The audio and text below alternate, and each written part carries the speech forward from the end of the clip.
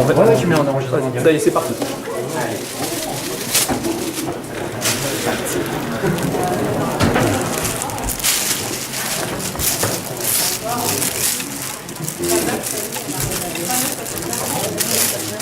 C'est parti. Le projet Blair Witch.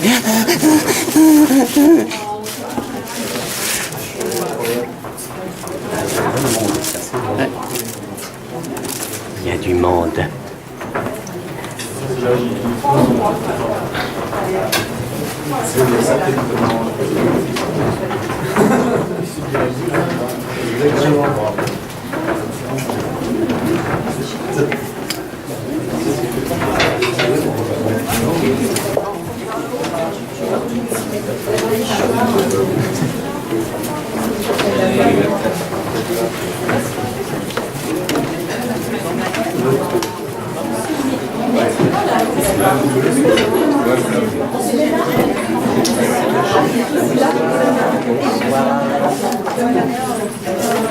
Merci Mathieu, le metteur en scène de la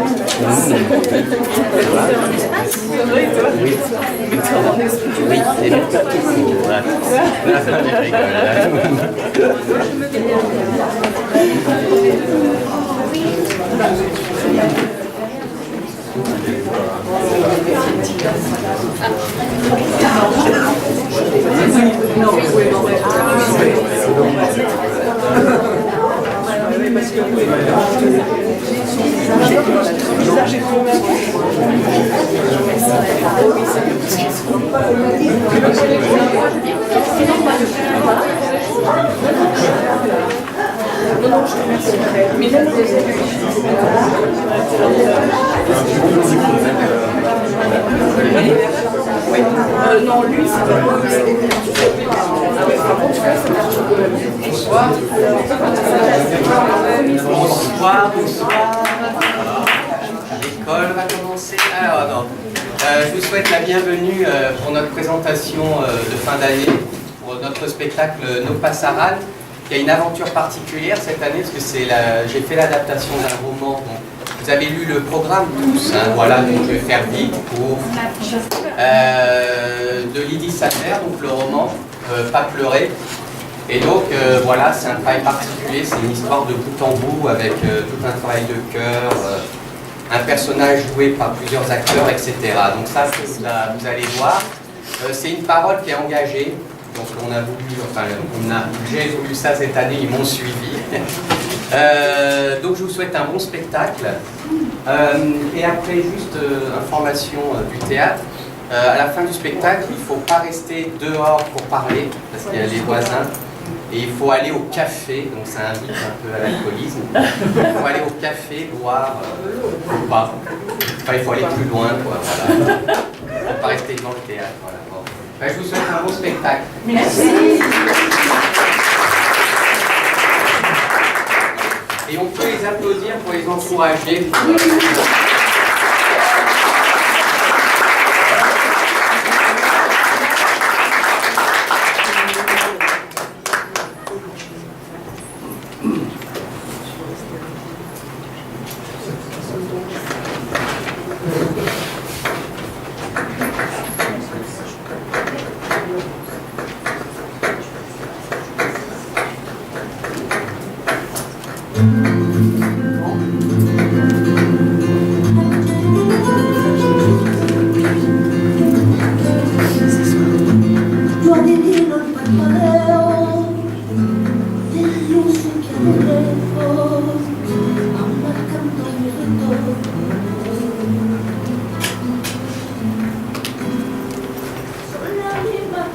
Ma mère s'appelle Montserrat, mon plus Arona. Un nom que je suis heureuse de faire vivre et de détourner pour un temps du néant auquel il était promis. Ma mère est née le 14 mars 1921. Ses proches l'appellent Montse ou Monsita.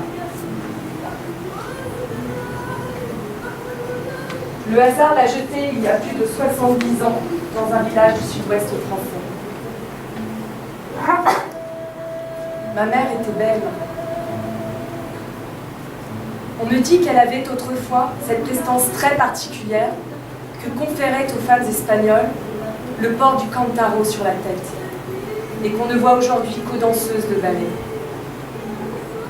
On me dit qu'elle avançait comme un bateau, très droite et souple comme une voile. On me dit qu'elle avait un corps de cinéma, et dans les yeux, la bonté du cœur. Aujourd'hui, elle est vieille, mais toujours une jeunesse dans le regard, que l'évocation de l'Espagne de 36 ravive d'une lumière que je ne lui avais jamais vue. Cet été 36, durant lequel, me dit-elle, elle découvrit l'amour, et qui fut sans aucun doute l'unique expérience de sa vie.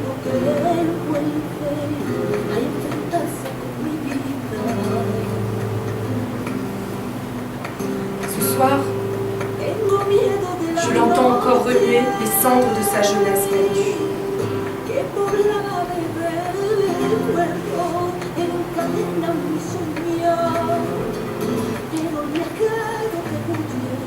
Moi, Montse, j'étais accompagnée de ma mère qui voulait me présenter au Seigneur Burgos, l'homme le plus puissant, le plus riche du village.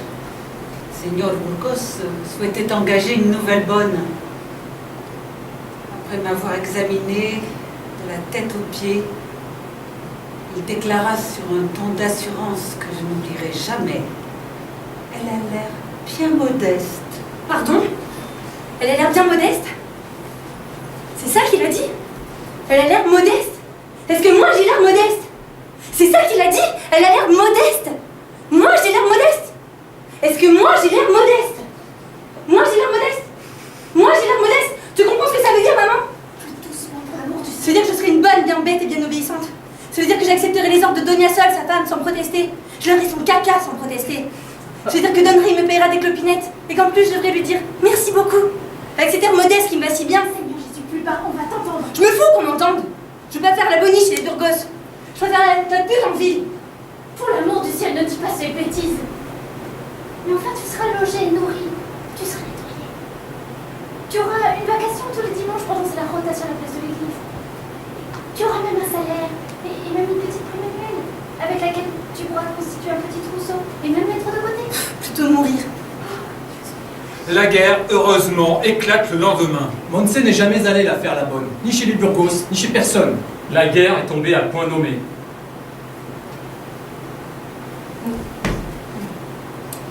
Il est notoire que, quels que soient les crimes que les catholiques commettent contre les rouges à cette époque-là, ils sont instantanément blanchis et pardonnés. Les petits arrangements avec le ciel espagnol s'avérant proprement magiques. Elle fait partie de ces personnes que dans le village, par un raccourci éloquent, on appelle des fachas. Les fachas dans le village sont en nombre réduit et ont en commun de considérer des bons rouges qu'un rouge mort.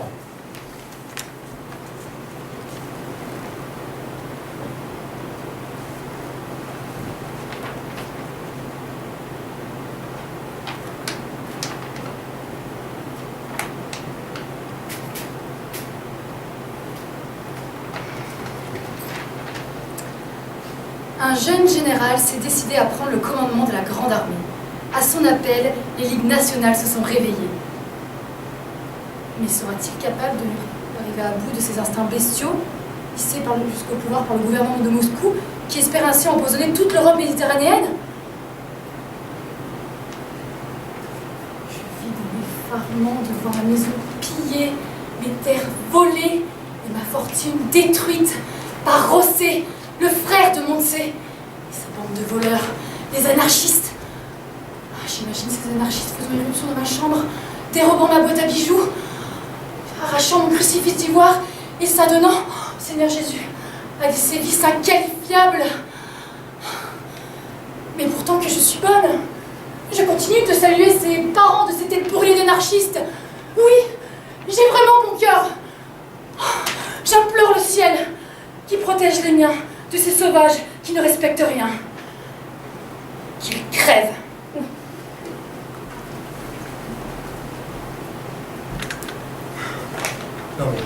Non mais t'as dit ça? Elle a l'air bien modeste, c'est ça? Elle a l'air bien modeste. T'as dit ça? Non.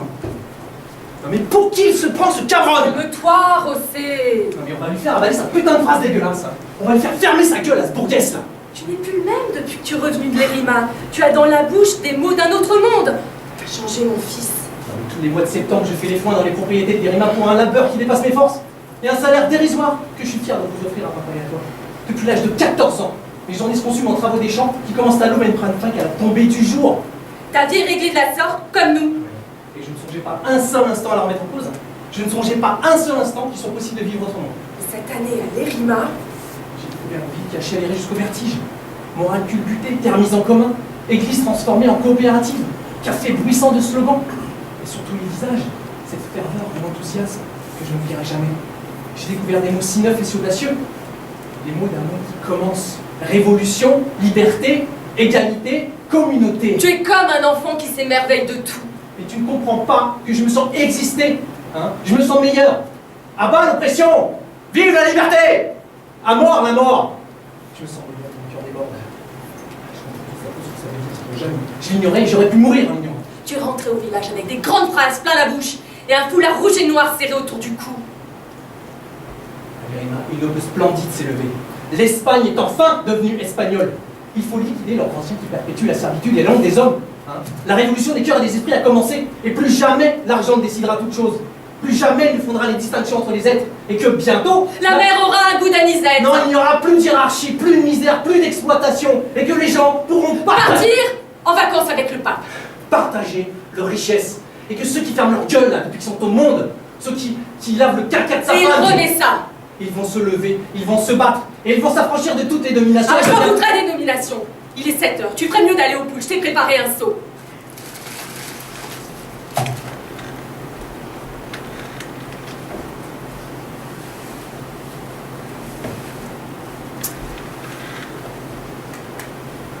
José, mon frère José, le matin, il tempêtait contre les mauvais riches et surtout contre le général Franco, chef de gang national.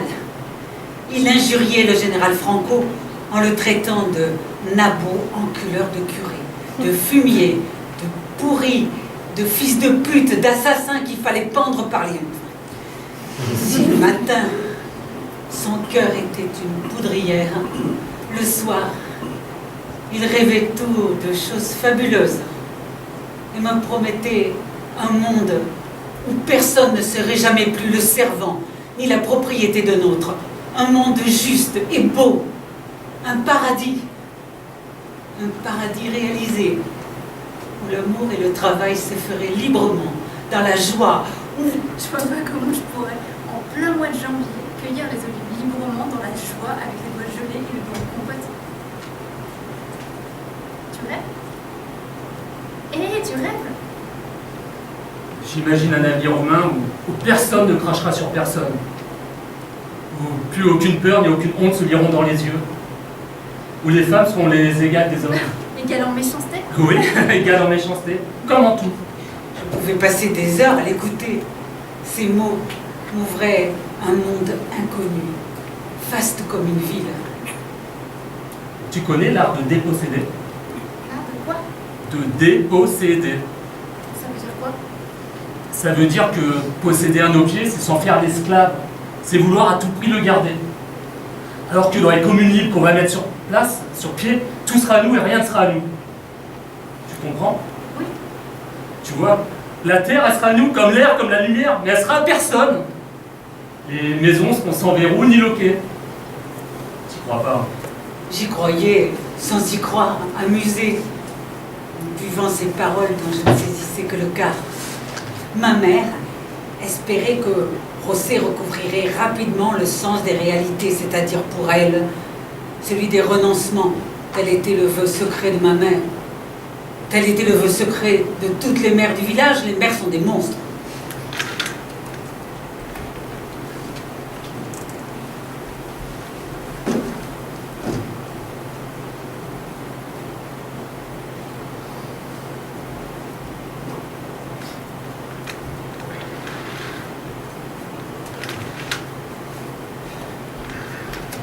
Et toi?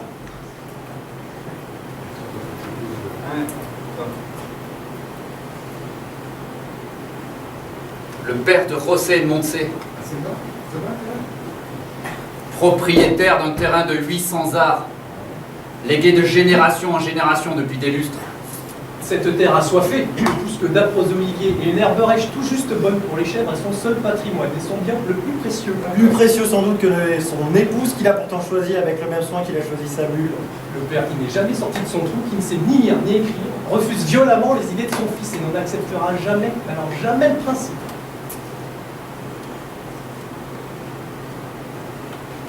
Moi vivant, personne ne mangera mon pain. On me la fait pas. Pas si con, hein? Je ne suis pas né de la dernière pluie. Je veux que mon fils me ressemble, qu'il ait ma clairvoyance. Je suis le seul dans ce village qui ne se laisse pas berner par ses sornettes. Les idées de mon fils, j'en veux pas. Il dit que je suis un despotique. Moi, un despotique. Un despotique.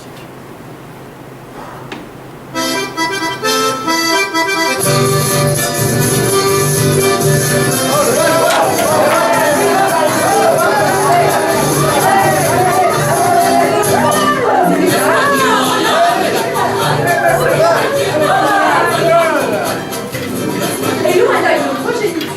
Et voyons les possibilités matrimoniales s'offrent à nos filles. Ma fille se marie avec Isabelle. Je souhaite à ma fille tranquille, tranquille. Oh oui, un gueulier tracé autour de l'axe masculin. Que dis-je? Autour du pivot, du pilier, du pilon, du pilastre, solidement implanté. Et une bouteille d'anisette. Tu veux faire Diego, toi? Oui. Mais toi, tu vas faire Diego. Tu vas faire Diego.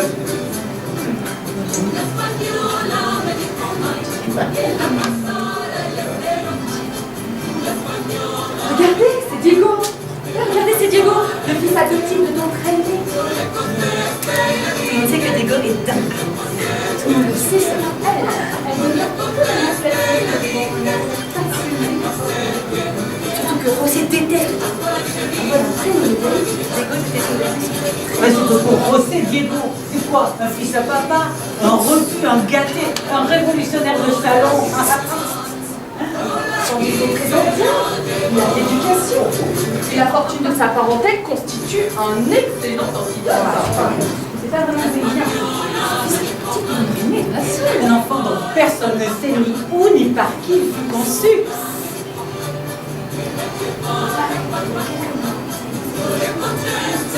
Qu'est-ce que tu peur?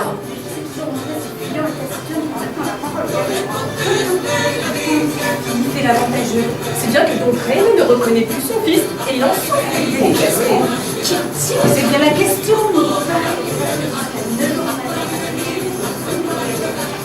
Qui? Oh, un prophète russe qui veut faire prendre tous les Richards comme son père.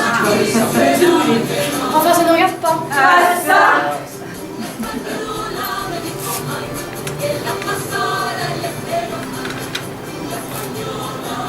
Je hais la campagne. Je hais ce trou perdu. Je ne veux pas moisir comme ces bouseux, sans autre intérêt dans la vie que le prix du kilo d'olive, les ravages de la grêle ou la récolte retardée des patates. Je hais tous ces paysans qui me regardent comme un seigneur au plus bordel nouille. Moi qui refuse d'être un fils à papa. Moi qui veux oublier ma grande famille des Burgos et me faire un destin qui ne tient qu'à moi-même.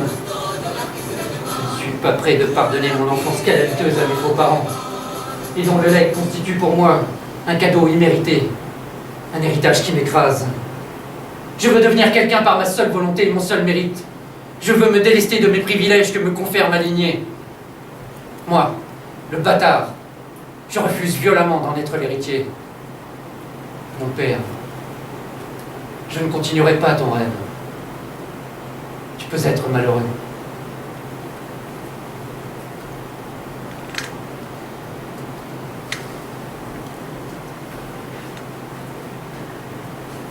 Nous voulons plus supporter le poids de censure du curé Don Miguel. Nous ne voulons plus des religieuses qui enseignent aux filles qu'elles ont le diable entre les jambes. Nous ne voulons plus de ces travaux des champs qui nous rapportent à peine de quoi se payer quelques bières au café. Nos désirs ne trouvent nulle place dans l'univers de nos pères. Nous maudissons nos pères. Nous rejetons les valeurs de nos pères. Vous êtes mal. Bande de syndiqués. Bande de têtes brûlées. Vous êtes tout juste bons à vous promener dans le village avec vos foulards rouges et noirs autour du cou, à faire de l'épate. Quelle honte! Mon fils était un gars droit et travailleur. Et maintenant, un excité. À croire qu'on me l'a drogué. Mon fils et ses amis disent qu'ils veulent faire la révolution dans le village. Quelle honte!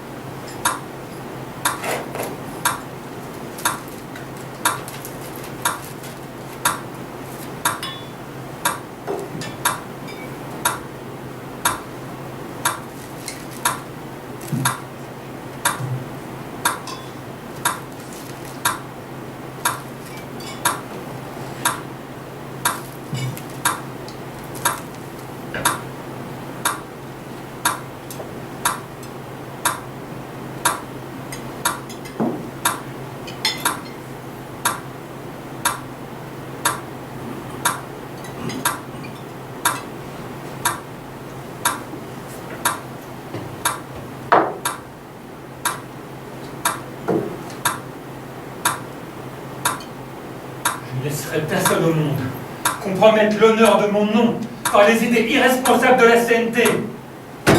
Avis à la population, je ne laisserai personne au monde me prendre le peu de terre que je possède pour les donner à des incapables et des feignants. C'est moi qui commande ici. Je ne vous ai jamais manqué de respect. Mais aujourd'hui, je vous demande d'en avoir pour moi. Tu peux prendre la porte si tu veux. C'est moi qui commande ici. Mais qu'est-ce que c'est que toutes ces conneries de collectiviser les terres, partager le pain, supprimer l'argent? Ta révolution, je me la mets au cul. Je suis ça. Je suis ça.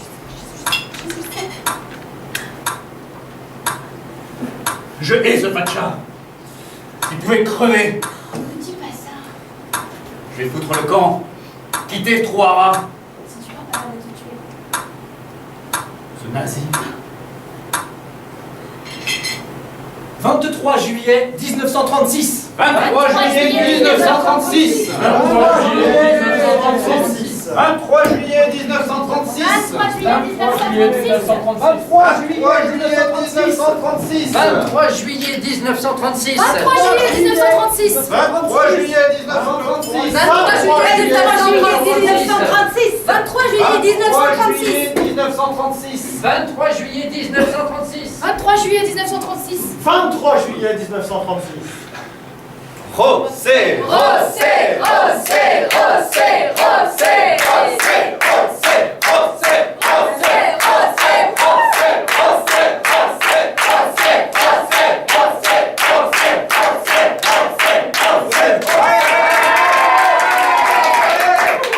Assemblée générale dans la grande salle de la mairie. Camarades! Camarades! Allez. Camarades! Nous voulons vivre! Parmi les paysans ici présents, certains sont comme mon père, propriétaires de petites parcelles. Ouais. Mais la plupart louent leur terre à Don Jaime Burgos. Et nous voulons vivre! Nous ne voulons...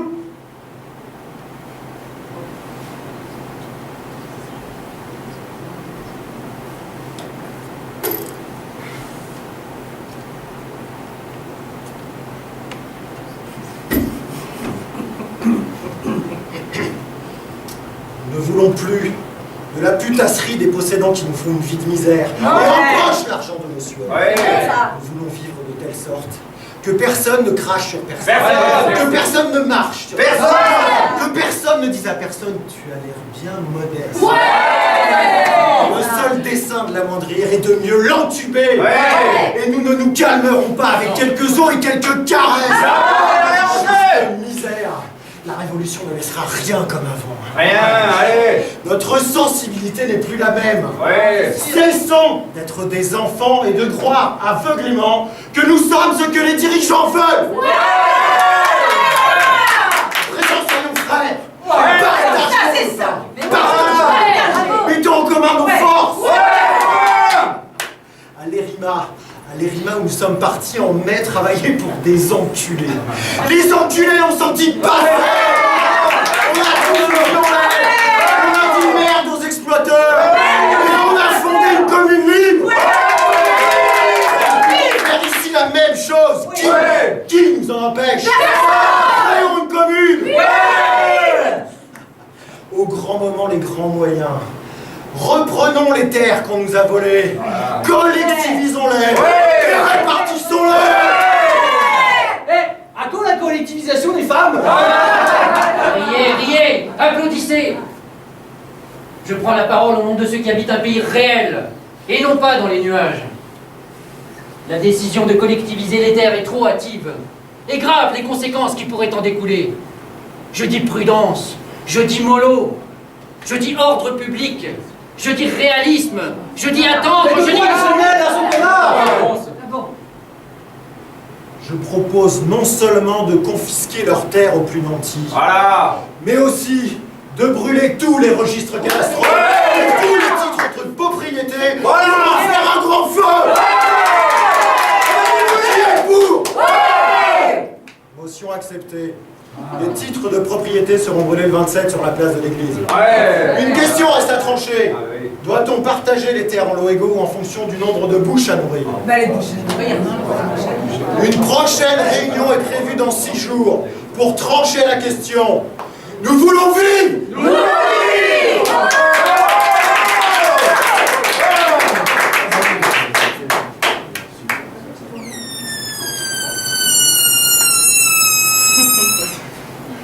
Deux jours plus tard, l'enthousiasme s'affaisse. On se calme, on médite. Bref, on se ressaisit. Une certaine résistance commence à voir le jour face aux propos de Rosset. Diego dit qu'il faut garder la tête froide, qu'imposer la collectivisation est une connerie sans nom, et jouer les héros anarchistes du genre on fout tout en l'air, on vous emmerde, c'est se priver de l'appui de Kishi dans son froid qu'elle est d'une révolution. Il a pas tort, le petit Diego. Il a mal à la tête, le zig, pour son âge.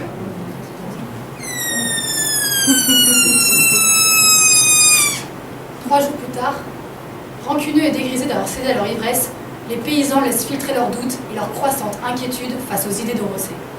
Tu as vu? Le nombre des partisans de Diego est passé en une seule journée de 10 à 30. 4 jours plus tard, les langues les plus molles se chargent de modules. Il faut de l'ordre à présent, une main ferme, de la discipline, nom de Dieu. Et là que Rosset propose que le désordre, lui. On est favorable à la révolution, mais méfions-nous des instigateurs de désordre avec leurs idées fumeuses. Rosset à l'Érima, il a frayé avec ses voyous. Des voyous, oui. Il fait le déshonneur de son pauvre papa. C'est un original, un illuminé.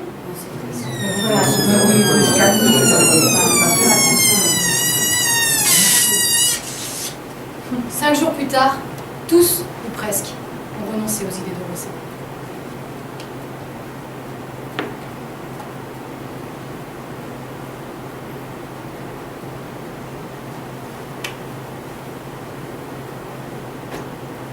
Nous sommes le 6e jour, jour de la 2e assemblée. L'ordre du jour est lequel déjà, Rosset? Il porte sur la question de la répartition des terres. Doit-on les partager en lots égaux ou en fonction du nombre de bouches à nourrir? Certes, je ne suis pas favorable au projet démagogique et au folklore révolutionnaire. Et qui parle de folklore? Qui parle de démagogie?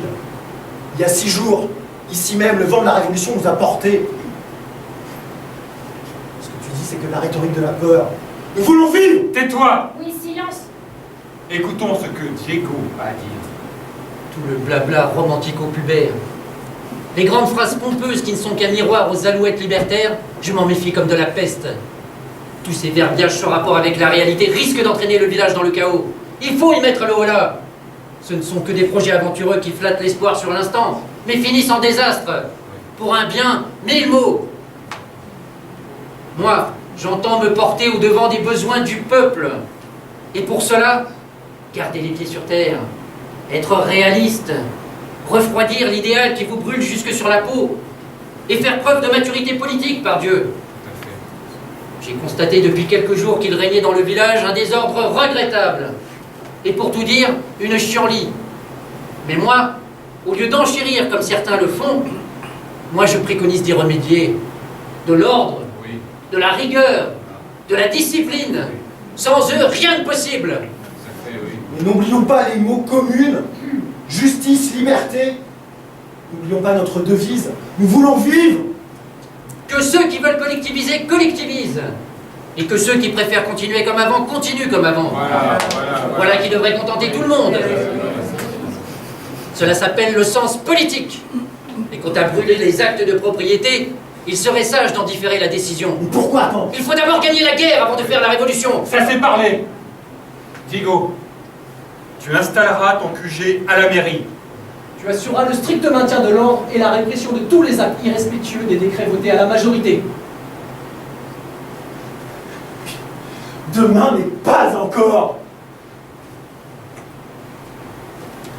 Je ne suis plus considéré comme un renard. Plus jamais on me dira de moi faux comme un renard et mauvais comme un renard.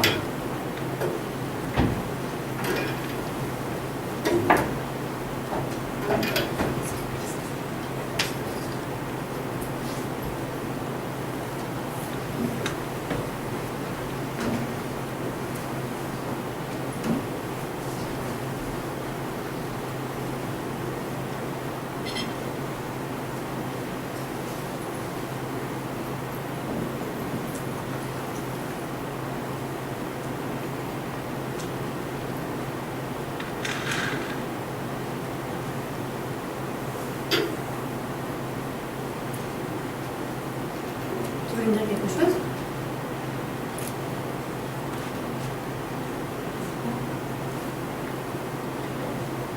Retiens bien cette date.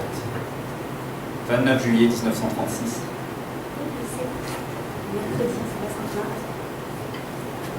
Ce 29 juillet 1936, je prends la décision ferme de quitter la maison et d'aller à la ville où tout se joue. Quoi? J'étouffe ici. Trop de ressentiment, trop de jalousie, trop de peur se joue sous le couvert de la politique. Si aussi tu peux changer les choses. J'ai envie de rencontrer d'autres créatures que ces peines tuer leurs chèvres. Voir des femmes, bordel, monter sur des barricades. Partir vraiment? Notre village me fait horreur. Les bondieuseries de ma mère me font horreur. Le despotisme de mon père me fait horreur. Ces parents qui spéculent sur le mariage de leur fille me font horreur. Et ces connes qui veulent à tout prix rester vierges jusqu'au mariage, si bien qu'il n'y a pas d'autre moyen que de recourir aux bons offices d'un âne pour se faire sucer la bite. Un âne, c'est effectivement. Ces connes me font horreur. L'idée même de mener toute une vie plantée au même endroit, de reproduire les mêmes gestes que mon père, de prendre la même cuite tous les dimanches dans le seul café du village, et de baiser avec la même femme jusqu'à ma mort, ça me déprime. Où vas-tu vivre? Je pars avec Juan. On va à Barcelone chez sa sœur Francesca. Avec quel argent? Je vais m'enrôler avec Juan dans la milice. On part sur le front de Saragosse rejoindre Durruti. Durruti. La colonne Durruti. Pour les reprendre Saragosse à ces salopards de nationaux. Viens avec nous. La proposition de José m'emplit de fierté. Il faut savoir qu'en une seule semaine, j'avais augmenté mon patrimoine des mots despotisme, traître capitaliste, hypocrisie bourgeoise, exploitation de l'homme par l'homme. Et moi qui étais une oie blanche, je suis devenue en une seule semaine une anarchiste de choc, prête à abandonner ma famille sans le moindre remords et à piétiner sans pitié le cœur de ma mère. Oui. Elle a donné son consentement. À compter de ce jour, nul être ne sera soumis au bon vouloir d'un autre. Ni à celui des papas, ni à celui des mamans. Ni à celui de personne. Un matin d'août de juillet, le 31 exactement, je grimpe à l'arrière de la camionnette, à côté de Rosita, mon amie. Juan et José s'installent à l'avant. Au moment des adieux, ma mère me dit « Fais attention en traversant la rue ». Ma mère dit à José « Surveille bien ta sœur ». Puis elle est restée là, plantée, jusqu'à ce que la camionnette disparaisse. Je pense que ma mère a éclaté en sanglots. Je lui avais promis de lui écrire dès mon arrivée. Je me sentais paisible, en dépit de la guerre qui était dans tous les esprits. Nous descendons vers Barcelone, et dans tous les villages que nous traversons, nous sommes accueillis par des cris de joie et des « Vive la République »,« Vive la Révolution »,« Vive l'anarchie »,« Vive la liberté ». Nous voulions juste vivre. Barcelone! Barcelone! Barcelone! Barcelone!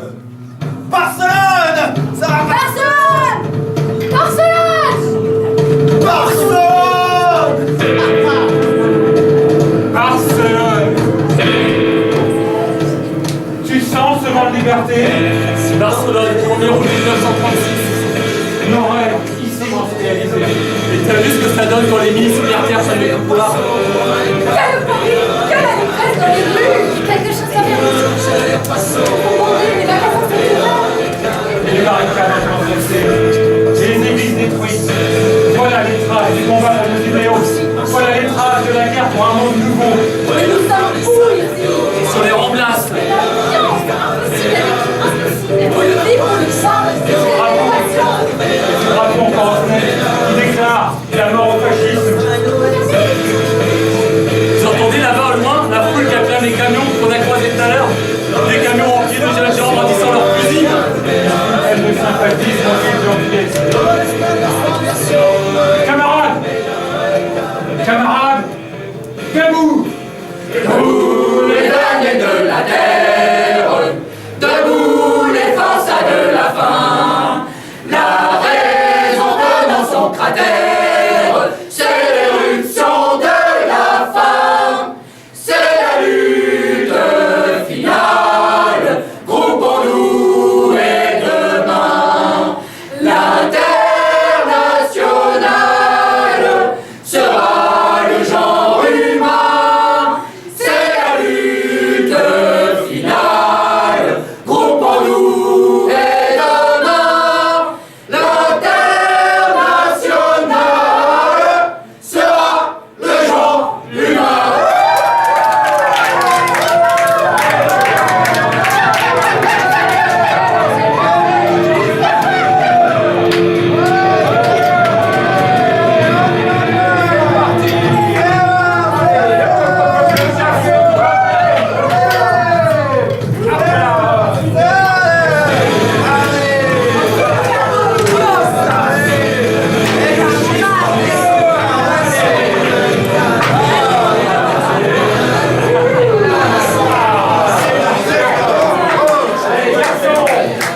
Garçon 4 à Lisette!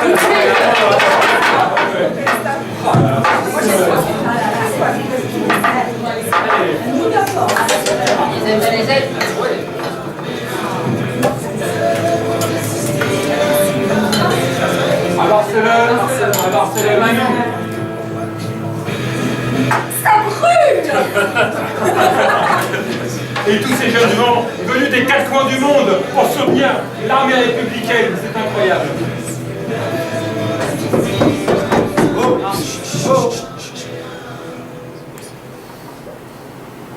L'océan sonore palpite sous l'œil de la lune en deuil. Et palpite encore.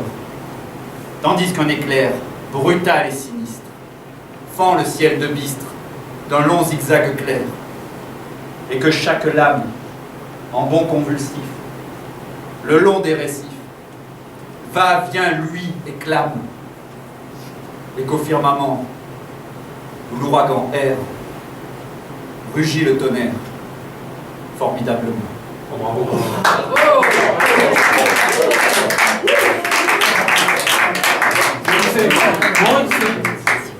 Ce poète, il me fait penser à Dorothy. Comment tu peux dire ça, Rossé? On l'a jamais vu. L'esprit de caractère. La poésie. En l'écoutant, j'ai vu se dessiner Dorothy. Tout le monde parle de son magnétisme, de son héroïsme, de sa bonté, mais sans parler de sa loyauté, de son intégrité. Vous avez des nouvelles des dernières cousines créées dans la région? Et des nouvelles du fond de Saragosse? Eh ben moi, je parlerais bien d'amour libre. Et de prostitution. Oh, Carlos, là, l'infatigable poète. Et à propos de poésie, j'aimerais évoquer ici la recette du cocido, plat patriotique par excellence, dont les opinions divergent, à savoir s'il faut des saucisses ou non. Et les pois chiches qui composent ce mirifique plat. Pois chiches qui sont les plus espagnols des légumes de la terre. Princes défamacés, fournisseurs d'énergie, délicieusement parfumés, connus pour faire bander. Et qui font péter les hommes bien plus que les femmes. Pourquoi? Ceux qui nous amènent à la différence des paix selon les genres féminins et masculins, tant sur la musicalité que sur le plan de la fragrance, de leur valeur préventive et curative, et de leur capacité à faire des grands ennemis. Il existe donc des pétophobes et des pédophiles, qui restent deux catégories irréconciliables, correspondant à la division des sexes. Heureusement, la révolution va radicalement modifier cette situation déplorable. Et les jeunes filles modernes vont désormais se mettre à péter révolutionnaire. On pourrait parler de sujets un peu plus élevés. Si l'on examine la vulgarité intrinsèque du peuple ibérique amateur de pois chiches, et qu'on la compare à la vulgarité discrète et tempérée du peuple français amateur de haricots blancs, il apparaît qu'elle sera faite l'une et l'autre dans la nature. L'espagnol, faisant la part belle aux choses égrillardes, aux côtés duquel son contemporain français a des allures de proche de catéchisme. La littérature française met fin à la quadrillole telle que Rabelais l'a pratiquée avec génie. Car Rabelais était espagnol. Espagnol d'esprit, frère de Cervantes, et qui est libre penseur pour ne pas dire libertaire. À la santé de Rabelais.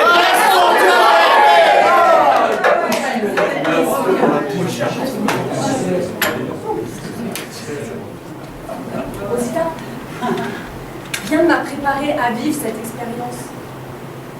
Tout ce qui survint ici à Barcelone me fait l'effet d'un séisme. C'est un nouveau dans lequel je me glisse avec calme. C'est comme si j'y étais née. Jamais l'air ne m'a paru si léger et le lien si facile. Et tu vois, nous, comme nous rêvons de l'amour, nous dévisageons les hommes, nous rêvons d'amour. Mais ça nous montre l'objet sur lequel fixer cet amour. Sans doute. J'ai vu ta façon de regarder le poète. Bon, allez, oui, arrosé.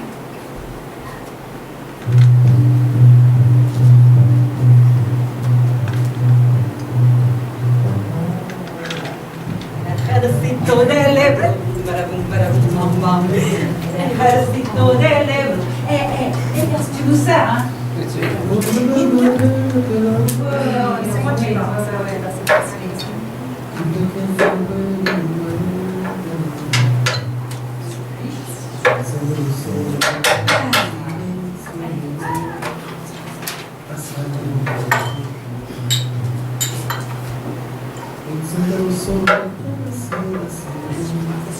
Salut Rossé.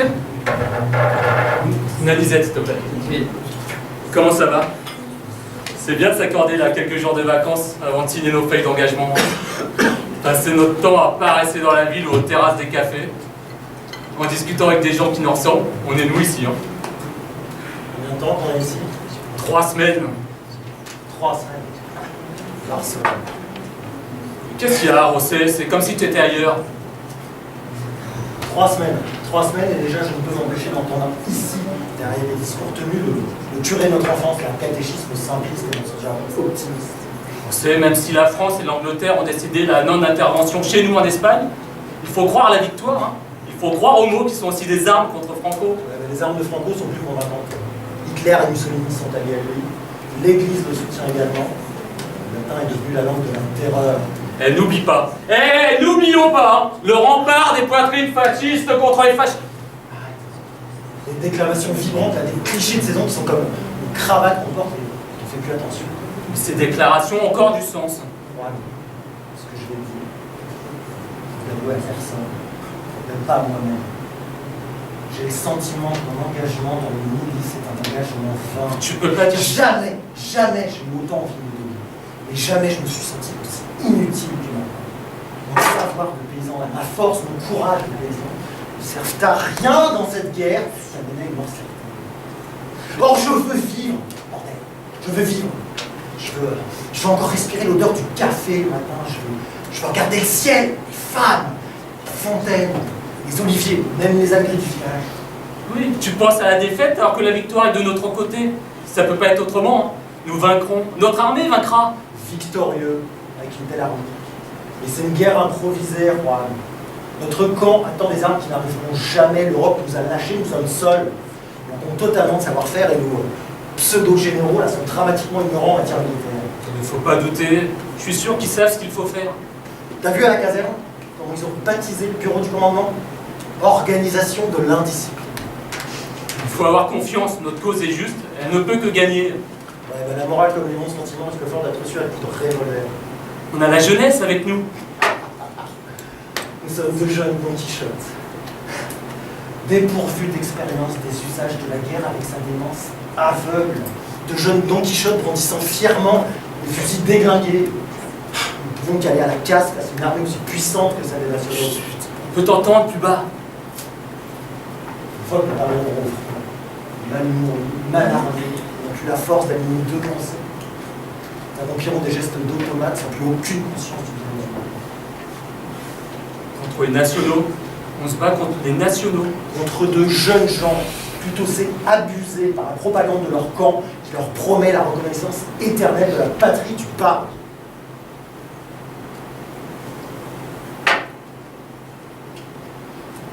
T'es de quel côté? Je suis rompu à vaincre la terre aride. Je sais bien que l'esprit vient pas de la matière, surtout si celle-ci prend la forme d'un fusil mitrailleur. Qu'est-ce que tu vas faire? J'espère encore qu'il est possible de concilier la révolution et la guerre. J'espère encore. Mais quelque chose de mon espoir se désarme. Qu'est-ce que je fous ici à regarder une querelle entre les communistes et les libertaires? J'ai besoin de retourner vers mes parents. C'est un lien qui me permet de rester.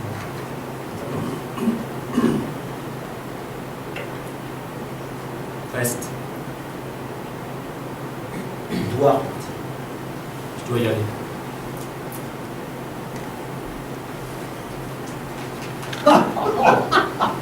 Patron, une bouteille d'eau d'huile. Oh la derrière, tout un coup aujourd'hui là. Nous qui croyons rentrer bredouille. Je nous félicite. Hein, 2 curés butés dans la même journée. Et notre plus beau tableau de chasse. Ah là, mais c'est qu'ils étaient terrés dans une cave, hein, les 2 cubénis. Et t'as vu comment j'ai fringué le premier en pleine poire? Paf! Et le deuxième, comme il chie dans son froc. Oh, j'ai adoré quand tu leur as dit de partir là. Et qu'on les a butés tous les deux dans le dos là, au moment où ils sont mis à décarpir là. Allez, qui veut boire un verre avec nous?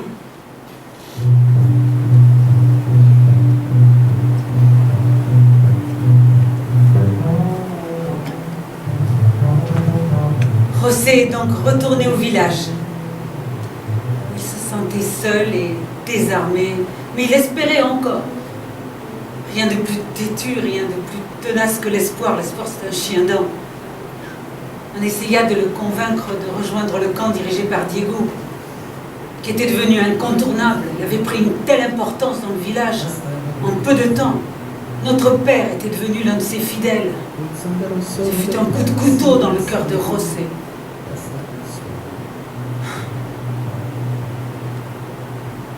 Moi, je suis restée à Barcelone.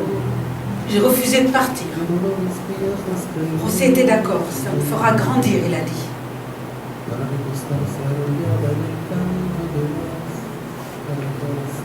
Une anisette, s'il vous plaît. Tout de suite.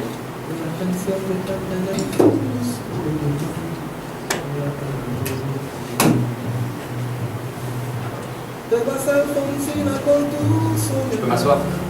En tout Tous deux, nous croyons lire ce que la nature écrit. Réponds, toi que j'admire, d'où vient que mon cœur soupire? D'où vient que ton front sourit?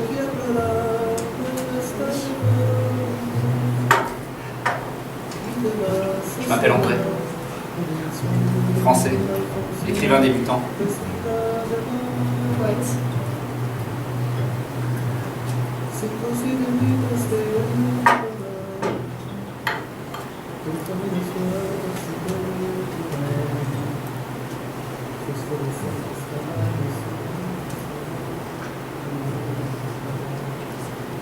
Je suis parti de Paris il y a 8 jours.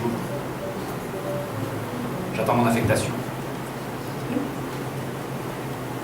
Dans une brigade internationale. Pour aller me battre sur le front aragonais. Je pars demain matin. J'ai honte de la France. Honte de l'Europe qui se couche devant Hitler. Et honte de l'Église catholique qui tapine avec les militaires. J'ai ma soirée, et toute la nuit. Je l'ai aimé, dès la première seconde, entièrement, et pour toujours.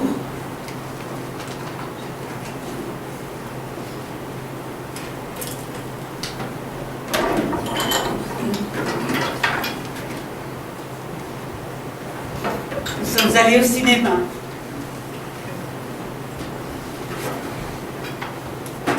Et à peine installés,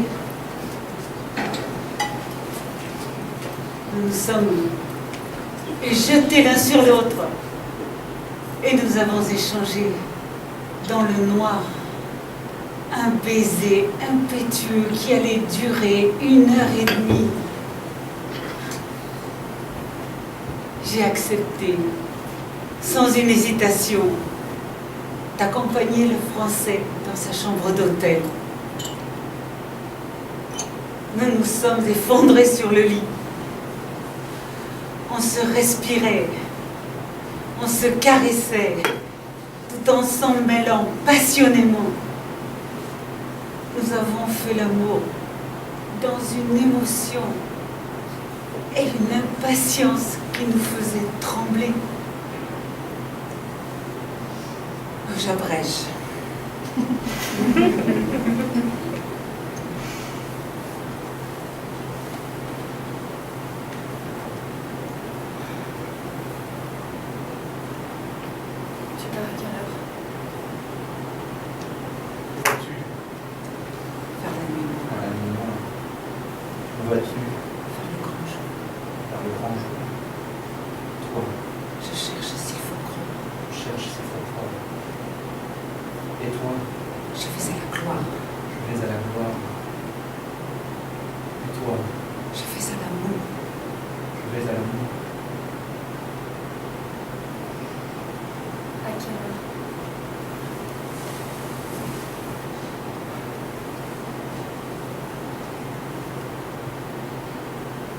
Du matin.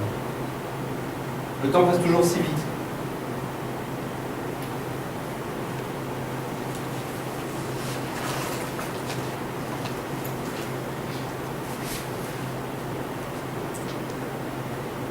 Je suis affreusement en retard.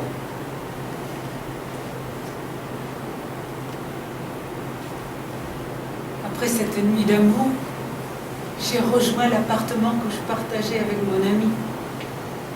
Une joie insensée, une joie que j'aurais voulu crier.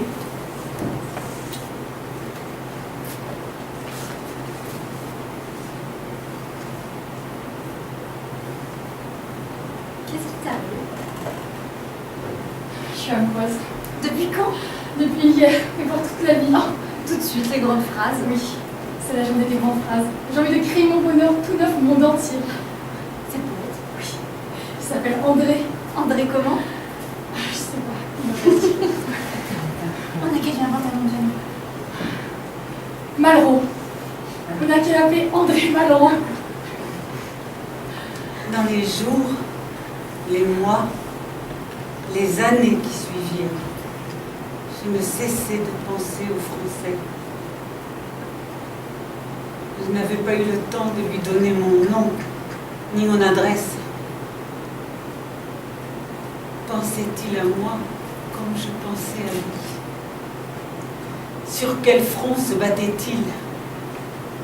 Avait-il faim? Avait-il froid? Avait-il peur? Était-il vivant ou mort? Je ne le saurais jamais.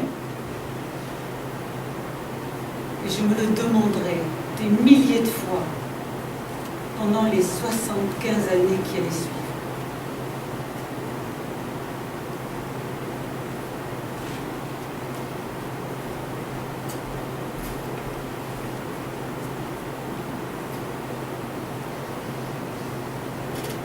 J'ai fini par remarquer que quelque chose clochait chez toi.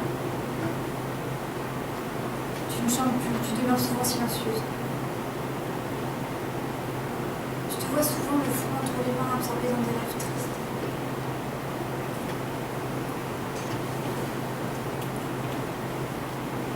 Mes règles ne sont pas venues à la date prévue. Attends un peu, ça arrive quelquefois. Oui, ça fait déjà 3 semaines. Je suis enceinte d'André Malraux.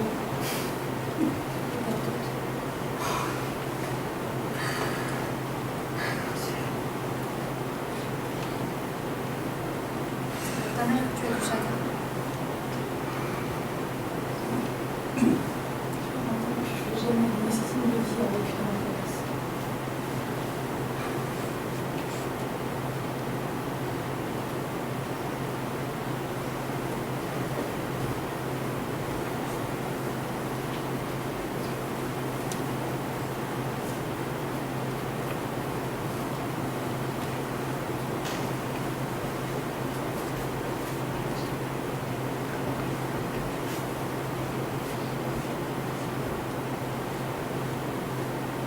J'attends un enfant.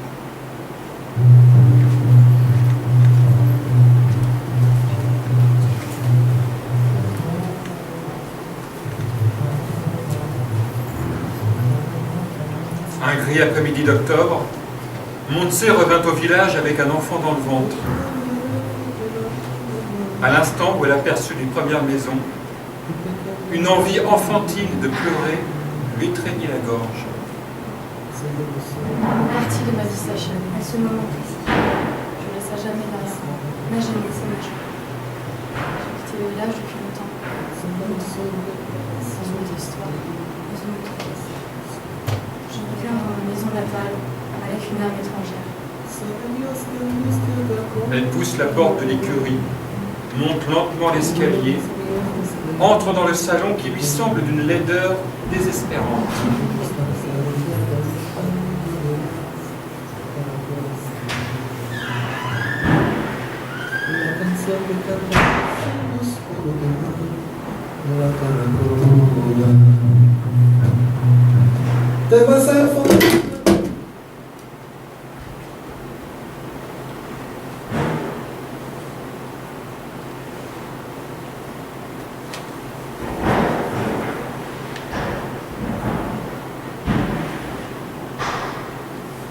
Laisse-moi te regarder. Comme tu es changée, comme tu es belle. Pourquoi es-tu revenue? C'est moi qui mère. Une de trop? Tu vas te taire.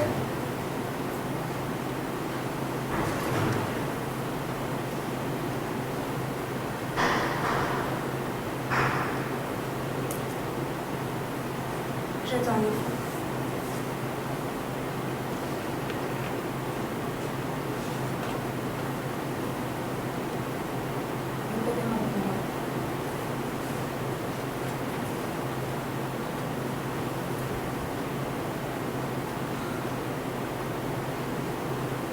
Tu jettes le déshonneur sur notre famille. Tu salis notre nom, tu salis notre réputation. Oh, c'est la plus grande honte de ma vie. On va nous montrer du doigt. On va nous traîner dans la boue. Si ton père l'apprend, il va te tuer. J'attends que ça. Il ne faut surtout pas que la nouvelle se répande. Je vais prier Jésus et la Sainte Vierge qui m'aideront à trouver ce conservateur. Fin octobre, Montsé dans sa chambre-grenier où elle passe ses jours inlassablement.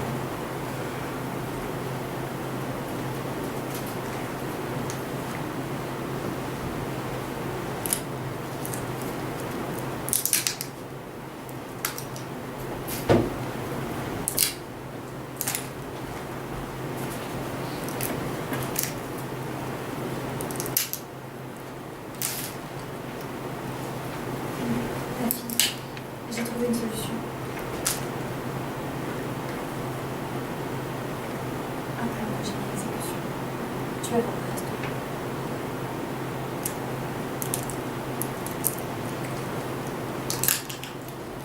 Une solution? Je m'en fous. Je ne pense qu'à lui, André malheureux. Je me fous que les uns les autres s'entretuent. Je me fous du désespoir de mon frère.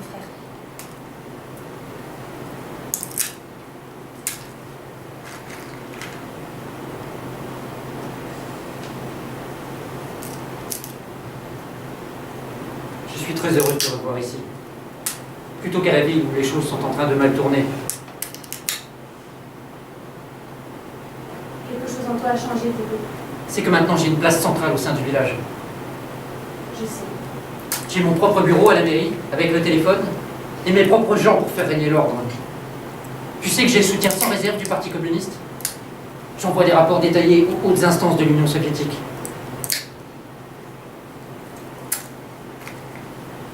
sais, pour le bébé, Oui, je sais.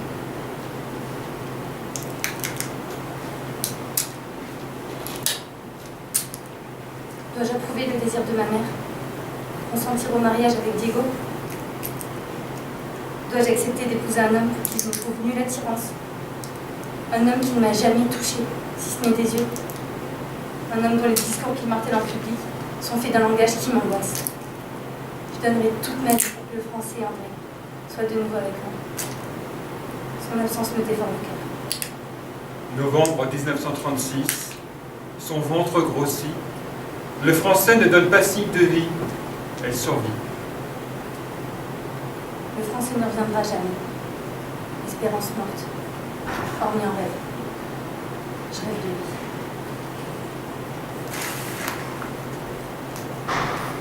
Mon enfant ne sera pas un bâtard. Elle est à la ville, et accoucher seule là-bas.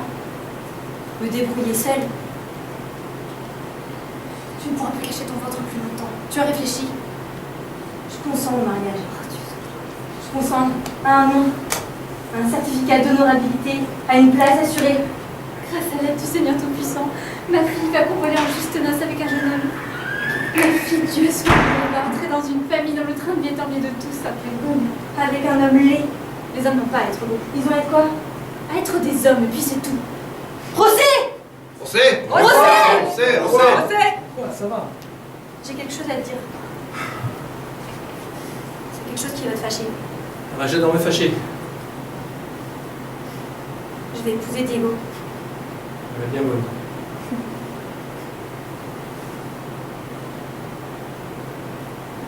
Ne dis pas que c'est sérieux, là. C'est monstrueux. Tu vas t'enterrer avec ce Diego, ce con, ce stalinien de merde. C'est un traître, un fils de pute. Mais ce salaud n'en veut qu'à ton cul. C'est une ordure. Il a un carnet de comptable à la place du cœur. Je t'ai compris de ne pas tout gâcher. Mais qui gâche tout, là? Diego est un garçon sérieux. Il a bon fou. Non mais ce fils de pute incarne ce que je déteste le plus au monde. Tout ce qui est beau, il le tue. La révolution, il l'a tué. Et ma sœur, il la tuera. Il la tuera. Il la tuera. Ta sœur doit se marier. C'est comme ça, un point c'est tout. Eh ben, sincère condoléance, hein. Ah ouais, c'est ça, tu pleures. D'avoir à te vendre comme une pute au plus offrant, hein. T'as raison, ouais, c'est abject. Tu parles pas comme ça à ta sœur. Eh, vous là-bas, crève pas de morale, hein. Et je vomis le mariage. Cette putasserie légalisée, là. Je vomis le mariage qui perd rien, n'importe quel con. Prendre n'importe quelle fille pour en faire sa pute. Ça me rend dingue. Et je vais buter ce salaud.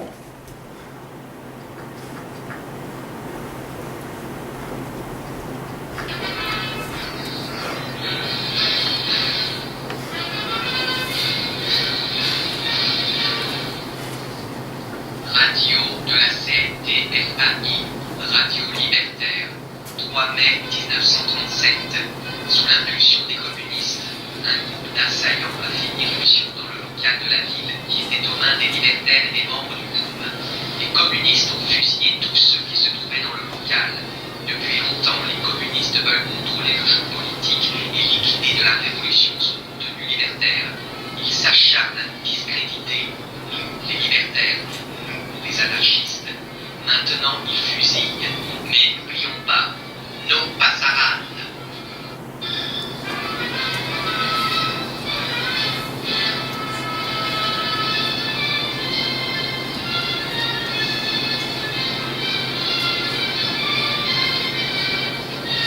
entendu? Le groupe anarchiste est exclu du gouvernement régional. Une répression violente, la dissolution du POUM, la torture et l'assassinat de notre dirigeant André Mine, des centaines de collectivités divisées par la haine et le meurtre. Tout cela sous commandement communiste. Et toi, tu es là, avec eux de leur côté. Un salopard de traître. Aussi que tes copains ne sont pour rien dans ces événements. Et n'oublions pas, nos Passaran. Tu pourrais t'expliquer? Tu n'es qu'un salopard de traître, tu me répugnes. Fais gaffe à toi. Tu pourrais te repentir de tes paroles. Si j'étais pas le frère de Montse, je ne t'avise plus jamais de prononcer devant moi le nom de ma sœur, t'entends? Plus jamais. Je t'interdis. Plus jamais. J'ai vaguement caressé après mon mariage le projet de gagner Rossé à ma cause. Je croyais que sa révolte était une petite fièvre qui se pouvait guérir. Une tisane de tilleul, un bisou sur la plaie, un coup de pied bien placé et retourne chez ta mère. Mais non, non. Je comprends à présent que non. Il s'agit de bien autre chose chez Rossé. Je comprends qu'il s'agit d'un engagement. Un engagement au-delà de ma volonté et au-delà de mes décisions. Un engagement irrépressible, aussi dangereux et aussi exigeant que celui de l'amour. Une implication de tout son sang. Son sang. Non mais la révolution est-elle mort-née? Dois-je faire le deuil de la vie dont j'avais rêvé à Lérima? Est-ce là ce qu'on appelle mûrir? Cette défaite? C'est toi. Tu fais l'objet de réprobation publique. Une brebis galeuse. Tu ne peux ni croire à ton rêve ni renoncer vraiment. Attrape les espérances! Diego est ton idée fixe, ton ami idéal. Mais tu es seul, et maintenant tu te maudis, tu te fustiges. Ce plaisir à torturer ta mère, les coups de pied dans le ventre des chiens. Tout le village le dit que t'es un ravacheur, tu devrais changer de musique. Qui t'en rend plus ton salut. Voilà où t'en as des idées grandioses, dans la dépression et la solitude.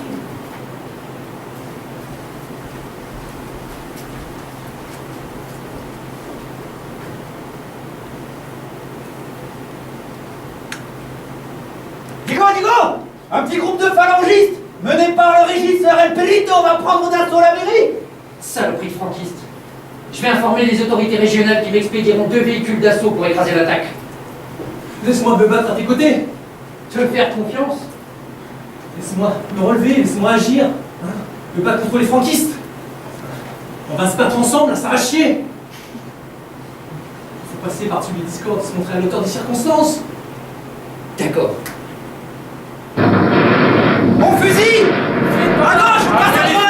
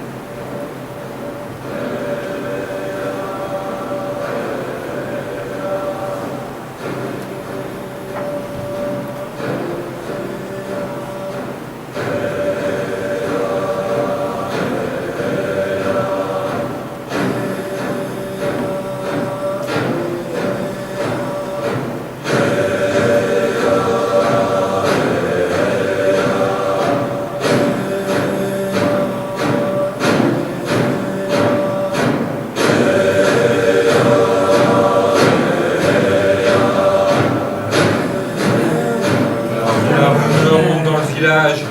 Tu as tué. C'est toi qui as battu José. Tu l'as tué. Par mon imprévoyant, j'ai conduit José à la mort. Et maintenant tu bois. Tu t'ivrognes avec ponctualité. Chaque soir, tu abattes de l'eau de vie. Tu t'endors brusquement comme un porc. J'ai fait plus faire à moi avec toi. Ne me touche pas. Ne me touche pas au genou. Jamais, jamais, jamais, je n'ai souhaité sa perte. Arrête, arrête. C'est toi qui as tué José. C'est toi qui l'as tué. Son présent me pèse. T'as tué José. Jamais, jamais, je n'ai souhaité sa perte. On veut plus de toi comme chef de village. Tué. M'enfermer, à triple tour, dans mon bureau, ma main sur mon pistolet.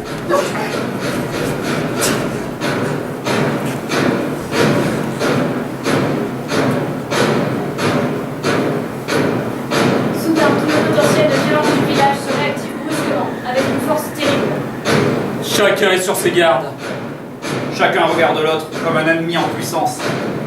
Dans la crainte qu'un tueur isolé ne se livre à une fusillade. Tout le monde a peur de tout le monde. La méfiance dans tous les cœurs. Et chez certains, la haine. Les républicains ont perdu. Les franquistes ont gagné. Février 39. Victoire des franquistes. Représailles terribles dans le village. Tant de jeunes hommes fusillés, torturés, puis fusillés. Des femmes humiliées, violées. Diego a eu juste le temps de s'enfuir. Je l'ai rejoint en France, avant que ne sévissent les violences. La haine, partout.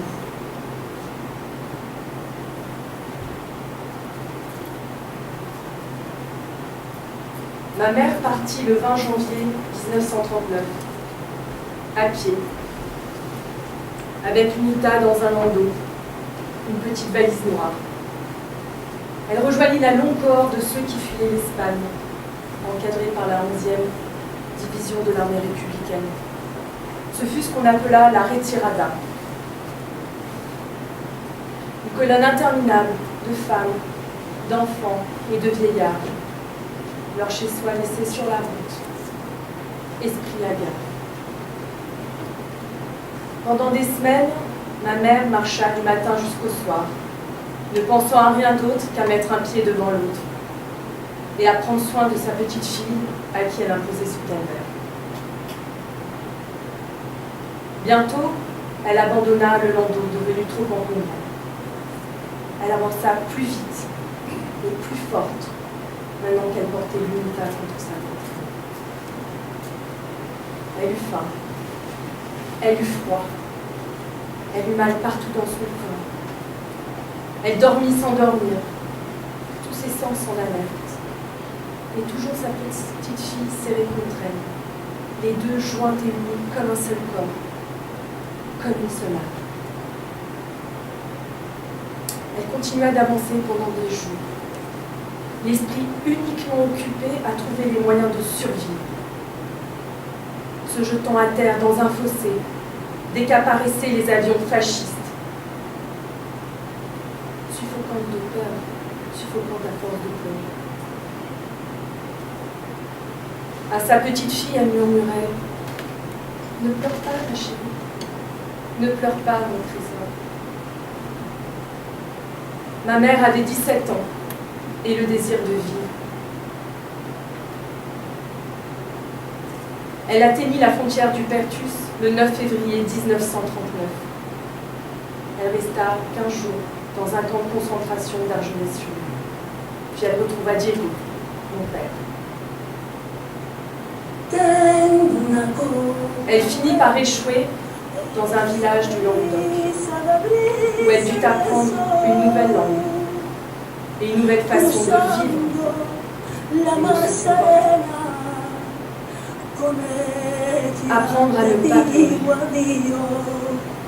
Adiós, mi España preciosa, la tierra donde nací, bonita, alegre y graciosa, como una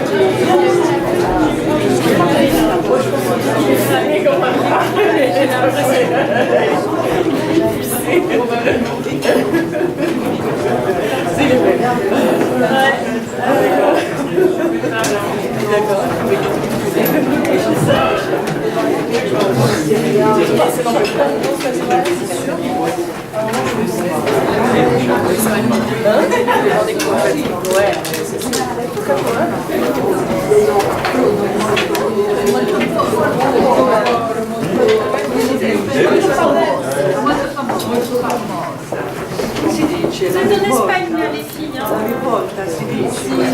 La rivoluzione. Ah, in italiano.